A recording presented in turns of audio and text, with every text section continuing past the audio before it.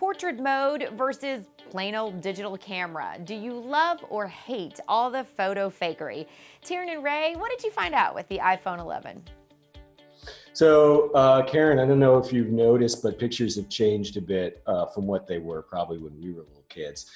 Everyone nowadays is taking selfies and impromptu snaps of friends with their phone. And we kind of don't think about it, we take it for granted, but the effects are pretty different. So, to test what has happened since we all became smartphone camera freaks, I conscripted a friend of mine, Natalia. She's very sweet and she likes to get dressed up and look cool. So, I took her to the Apple store and we took the iPhone 11 Max Pro. This is the largest of the iPhone models. It's 6.5 inches on the diagonal screen. And it's got 3 cameras on the back. And it's now got all kinds of crazy software so you can do crazy stuff. But what I wanted to see was what happens if you just take a digital camera and you take the iPhone and you decide to take the same shot basically without doing anything at all, no preparation, no filters, no nothing, just see how it comes in each device with the minimum of effort, which is pretty much, the way people are taking photos these days. All right, Tiernan, so what did you find? So what we found is a number of interesting things, Karen. I'm going to hold up some examples here. This is the first kind of pose that Natalia did at the Apple Store. This is taken with the iPhone. And we have a similar example of this taken with a digital camera. So interestingly, in the iPhone version, first of all, colors are way off. I think it's a nice cobalt blue or kind of gunmetal blue, but it's really different. This digital camera is actually pretty accurate. It's a kind of blue-black, really, really dark blue-black outfit. Natalia's skin, Natalia is from former Soviet Georgia, from Tbilisi, so she's got kind of a beautiful Mediterranean complexion. She looks kind of pink. It's even a little hard to tell here, viewing it from the iPad through a computer monitor, but she looks real pink and rosy and kind of Instagram ready here, whereas in the actual photo, she's more olive skinned, they're more olive undertones. But generally a lot more light. We both said as soon as we saw this, wow, fake. And then the next thing we said was, okay, so this is like Instagram ready. You would probably take this and choose this over this.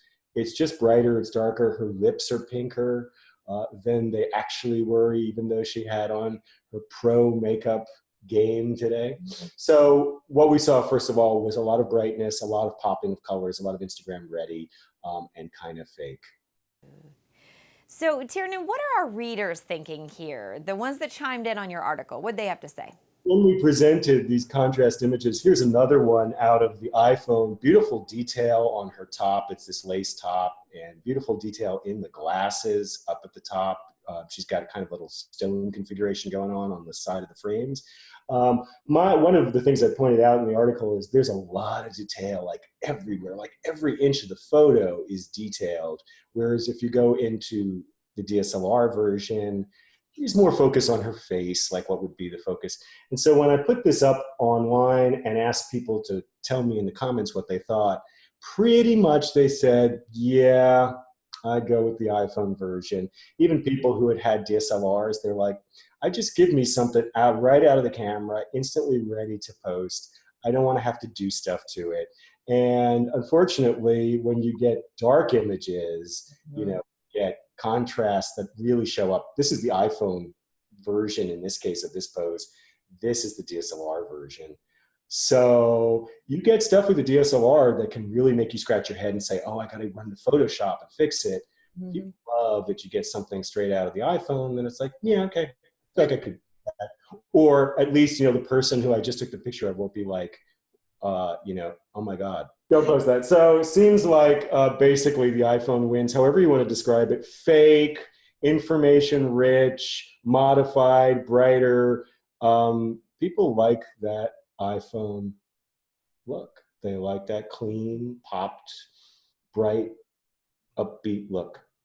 So it now certainly begs the question, Tiernan, will our kids be asking to go back to the original one day and do away with all of these photo enhancements? Tell us what you think about Tiernan's test with the pictures. You can find his full article and much more on ZDNet. Thanks for watching.